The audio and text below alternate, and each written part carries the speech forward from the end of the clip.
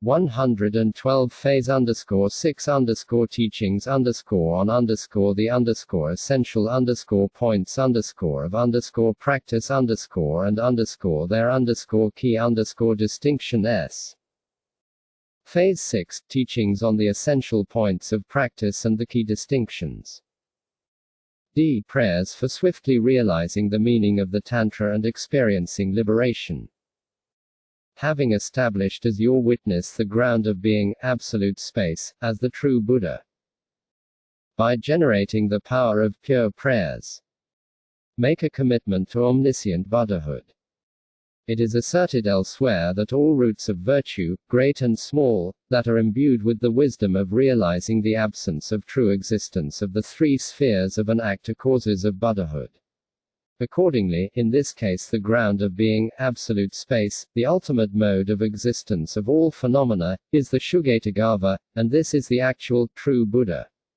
Once you have truly realized this mode of being, it is best to rest in meditative equipoise in this actualization.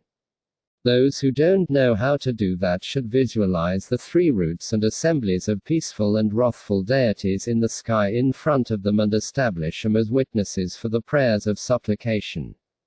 In the presence with reverent attention to the meaning of the Tantras and expressing this in words, without a selfish attitude or idle babbling, with pure speech, generate the power of prayers that unprecedented qualities of experience and realization may freshly arise and that those that have begun to arise may increase. This makes a commitment, or plants a seed, for proceeding to the state of omniscient Buddhahood, which ensures that enlightenment will finally be realized. Between sessions, you should offer this prayer uninterruptedly as you go about your affairs. E. Devotion to the pith instructions for the moment of death and so forth if you have not earnestly devoted yourself to the tenet system in this lifetime. At all times supremely cherish the practice of the essential points of the pith instructions. On practicing for death and on immersion and withdrawal.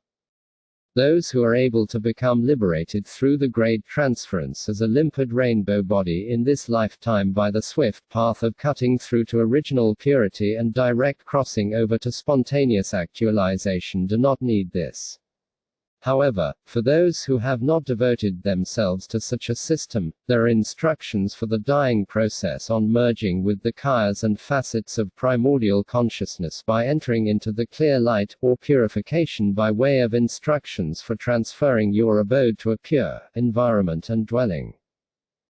First, while resting in the reclining lion posture, direct your consciousness to your eyes. Direct your gaze into space and to pristine awareness, and from the nature of original purity, free of dispersal and withdrawal, by renouncing the requisites of living, you will be liberated in an instant. Second, when your final breath is expelled, imagine a white A, of the nature of pristine awareness, at your heart, and imagine that it ascends far above the crown of your head. In that instant, by reciting Hig 21 times in a row, you will be liberated. It is important that you start practicing this now, so that at all times between sessions when the sky is clear you direct your awareness into space and think, when it is certain that I am about to die, may I be liberated in the expanse free of conceptual elaboration. As you do so, after you have exhaled, rest your consciousness without an object. Repeatedly practicing this and becoming familiar with it is a very swift path. As for withdrawing phenomena into the vase, dividing the night into three periods, at dusk the withdrawal of the senses into the essential point while remaining in the ayasi posture is as follows. Visualize at the navel a red, four-petaled lotus, upon which is a hot red cone, with its flames extending upward through the avaduti, striking a ham syllable at the crown. Drops of bindus stoke the flames, which flare up, burning up karma and habitual propensities. Then rest in the nature of bliss and emptiness. As for the immersion of sleep in the clear light, visualize in the center of your heart white A's like a string of crystal beads. Imagine that as a result of them dissolving into one another, the white space inside the avaduti becomes as bright as sunlight flooding a window. Supremely cherish the practice of the extraordinary essential points of such pith instructions. F. Unique teachings of the Great Perfection on key distinctions. This section has two parts: 1. Cutting through misconceptions by hearing and thinking, and 2. The need for practice after having cut through misconceptions. 1. Cutting through misconceptions by hearing and thinking. The manifestation of the substrate as absolute space is the Dharmakaya, Samantabhadra. The manifestation of the absolute space of mental consciousness is great wisdom. The manifestation of the ultimate nature of the mind is the supreme path of pristine awareness. The manifestation of conditioned consciousness blazes forth as the creative power of primordial consciousness. The manifestation of the essential nature of sentient beings is Buddhahood itself. The extinction of impure appearances and mindsets is actual liberation. When understanding arrives at the ultimate nature, realization is certain. There are 6 distinctions to be drawn, between a. The substrate and the Dharmakaya, b. Mentation and wisdom, c. The mind and pristine awareness, d. Conditioned consciousness and primordial consciousness, e. Liberation and delusion, and between f. Understanding and realization. At the distinction between the substrate and the Dharmakaya. The substrate is very subtle, entailing subtle grasping at the I, that does not lend itself to analysis, and once it has arisen, it is ignorance, which is like darkness. The original, primordial ground of being is like space. When they are united, there is a blank vacuity devoid of mindfulness, like that of deep sleep and fainting. This is the actual substrate. By meditating while letting the substrate consciousness, which is temporarily luminous, vividly rest in the nature of that vacuity, the assemblies of roving thoughts cease, causing a radiant vacuity to appear. Second, as for the Dharmakaya, the manifestation of the 2 types of substrate as absolute space, without letting them slip into an ethically neutral state, is the Dharmakaya, Samantabhadra. This is not a blank, immaterial void, but by naturally letting it rest without modification, you are self-liberated. It is self-illuminated by great wisdom, the creative power of its radiance is unimpeded, and without entering into objects, it is the causal Dharmakaya. Being unmodified by way of its own natural limpidity as self-emergent absolute space, devoid of a center and periphery, it is uniformly pervasive as great non-duality, illuminating the depths of great primordial consciousness that knows reality as it is, and perceives the full range of phenomena. This manifestation of all the qualities of enlightenment is the fruitional Dharmakaya. The first causal Dharmakaya is taken as the path by knowing the essential nature of reality, while the second, fruitional Dharmakaya, incinerates them both with the great fruition, so that they limitlessly pervade reality. b. The distinction between mentation and wisdom. Mentation emerges due to the substrate's obscuration of the radiance and creative power of wisdom, and it is the grasping that is the basis for misapprehending the self-knowing existence of all appearances and mindsets. Its creative power, or conceptual mentation, is the recognition of all learned and unlearned activities and the grasping at them. As for the latter, the manifestation of the absolute space of mental consciousness is great wisdom.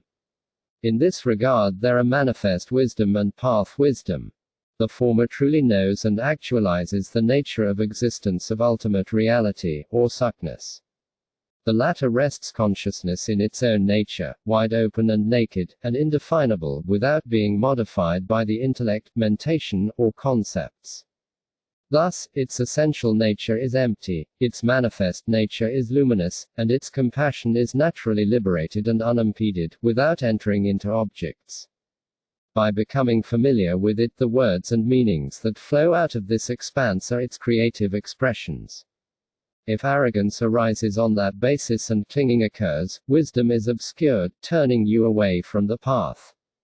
This is like being on the verge of acquiring great wealth but then losing it to a thief.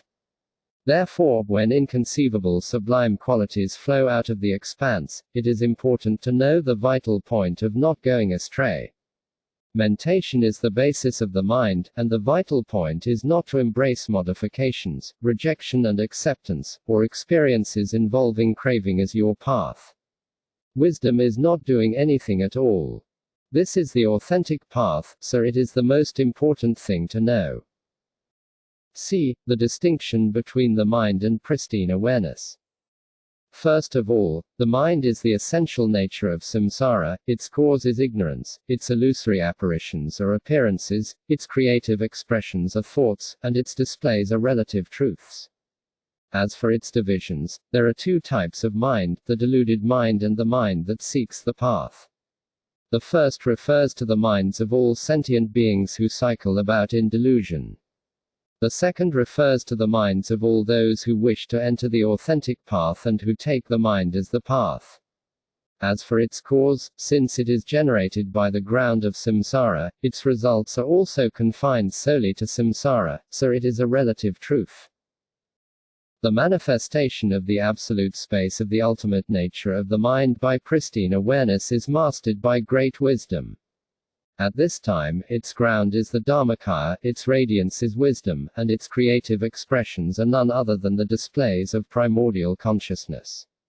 Since the three kayas are generated by the spontaneously actualized ground, all views and meditations are solely the results of omniscience, so this is the authentic, supreme path. Second, there are two types of pristine awareness, causal pristine awareness and fruitional pristine awareness. The former is mastered by great, wide-open wisdom, which naturally settles and dissolves without modification into the essential nature of reality, which is all-pervasive and devoid of a center and periphery. Its radiance consists of unimpeded creative displays that are uninfluenced by objective conditions and unmixed with objects. Although beginners may identify it, they oscillate between achieving stillness and then falling back into delusion due to forgetfulness. Their abiding in these alternating states indicates the subliminal presence of subtle grasping with effortful intellect and mentation. This shows that they have merely entered the path, however, because they have not achieved stability and are inconsistent, it is the stage of having merely recognized the path.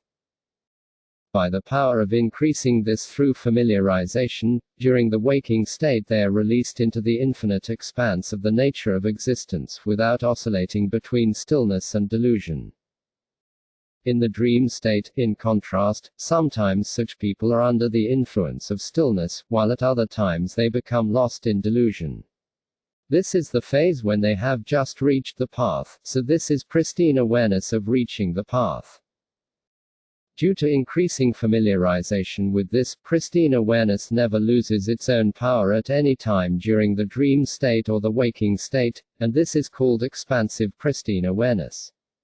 When at all times and in all situations there are no digressions from the great clear light of pristine awareness, like the absence of darkness once the sun has risen, pristine awareness has manifested, whereby all subtle and coarse modes of apprehension of the view and meditation dissolve right where they are, and no defilements of the mind arise. This is pristine awareness in which confidence is acquired. The fact that the sublime qualities of the domain of the Shugatagarbha have still not manifested is a sign that you have not yet transcended the obscurations of the substrate, so this is causal pristine awareness. It is analogous to the break of dawn before the sun has risen. By practicing with enormous, unflagging enthusiasm, causal pristine awareness is awakened in the absolute space of the great fruition. Entering the womb of the Dharmakaya, which is devoid of signs, it limitlessly manifests as displays of the kayas and facets of primordial consciousness. This fruitional pristine awareness is more potent, just as the light of dawn is paled by the sunlight once the sun has risen. In the first phase, pristine awareness is identified, but you have not transcended samsara by even a hair's breadth, so this is established as the cause. In general, the reason this is called the fruitional jnana is that, unlike devoting yourself in the present to practicing causal virtues of the body, speech, and mind with the pretense that you will achieve the fruition of Buddhahood in the future, here you take ultimate reality itself as the path, familiarize yourself with it, and thereby gain liberation right where you are. Hence, since no fruition is achieved apart from this, it is said to be the fruitional jnana. D. The distinction between conditioned consciousness and primordial consciousness. First, once the eye of wisdom has been veiled, conditioned consciousness has the nature of realizing and investigating the configurations that emerge from the substrate and proliferate as discrete entities, arising and passing away, as that which structures samsara. Second, when the absolute space of conditioned consciousness manifests, although it seems as if it blazes forth as the creative power of primordial consciousness that was not there before, in reality this simply manifests due to familiarity with the realization that it was always self-appearing. Finally, when the impurities of ignorance are cleansed in absolute space and conditioned consciousness dissolves into the ground of being, all the specific aspects of the grounds and paths up to the facets of primordial consciousness and sublime qualities of Buddhahood are magnificently present as self-emergent and self-arising, unlike the transient intellect, mentation, and concepts that arise and pass one after the other. This is primordial consciousness that perceives the full range of phenomena. Path primordial consciousness is simply the unimpeded array of appearances that arises when it is freed from the obscuring veils of the substrate. In short, when primordial consciousness subsides into its inner glow, its radiance constitutes appearances and its creative power constitutes conditioned consciousness. E. The distinction between deluded sentient beings and liberated Buddhas. First, deluded sentient beings perceive the physical world and its sentient inhabitants along with self and others, and then by clinging to them, wander about and cycle in the 6 realms of existence. Second, Buddhahood itself is the manifestation of your own face as the essential nature of sentient beings, the Shugetagava. With the extinction of impure appearances and mindsets, together with their habitual propensities, there is actual liberation. Its nature is uniform pervasiveness, free of transition and change without falling into any partiality, transcending all extremes, limitlessly expanding as displays of the kayas and facets of primordial consciousness, transcending objects, not being established as the teacher and his circle of disciples, transcending the body, and not falling to the extremes of self and others. You must know that in the nature of great bliss of the absolute space of phenomena, the actualization of the inner glow of uniformly pervasive wisdom does not fall to the extreme of bearing signs. As the Diamond Cutter Sutra, Vajrachedaka Sutra, states, those who see me as form, and who know me as sound, have entered a false path. Those people do not see me. The Buddhas view ultimate reality, and the guides are the Dharmakaya. Ultimate reality is not an object of knowledge, so it cannot be known with conditioned consciousness. F. The distinction between understanding and realization.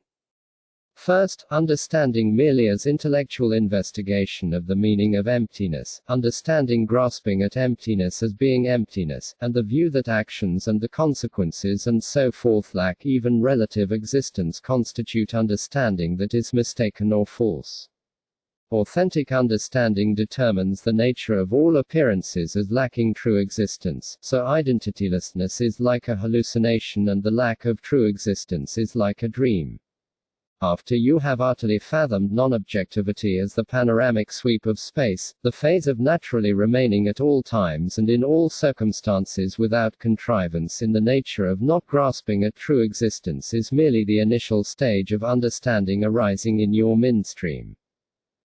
Second, when understanding arrives at the ultimate nature, realization is certain. This occurs when all dualistic phenomena insubstantially arise like mirages, without grasping at them, as if they were hallucinations. This is the phase of appearances arising as illusions. At all times and in all circumstances, pristine awareness remains within its own domain and is not mistaken for the mind. It is unmodified by the intellect, mentation, and concepts, so just as there is no grasping at true existence when you recognize the dream as a dream, reification dissolves right where it is. The culmination of realization and familiarization is the limitless expansion into perfect displays in an expanse that is totally subsumed within the absolute space of phenomena. To summarize the first three distinctions, when great wisdom manifests without succumbing to an ethically neutral dispersal into delusion, you see that the essential nature is the Dharmakaya, its radiance is wisdom, its creative expressions are the facets of primordial consciousness, and its displays are ultimate. When great wisdom is obscured by ignorance, the essential nature is the substrate, its radiance is mentation, its creative expressions are the mental factors, and its displays are relative. 2. The need for practice after having cut through misconceptions. After making such distinctions, so that you are not confused regarding the essential points, it is supremely important to focus your practice on these essential points.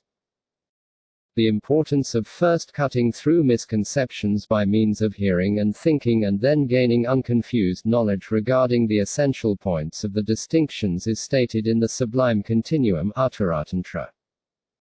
Wisdom is supreme and its basis is hearing, so hearing is also supreme.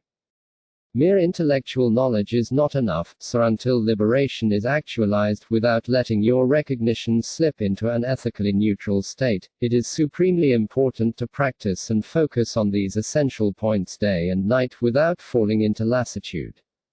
This was emphasized by the omniscient Lord of Dharma. Although you have recognized your own nature, if you do not familiarize yourself with it, you will be carried away by conceptual enemies, and you will be like a child caught up in battle. Maitreya, regent of the Jina, stated, if one could realize the meaning without hearing teachings, the teachings by the Buddhas would be pointless. If one could realize the meaning without meditating, the meditations by yogins would be pointless. In accordance with these words, the union of realization and familiarization is the defining characteristic of the authentic path.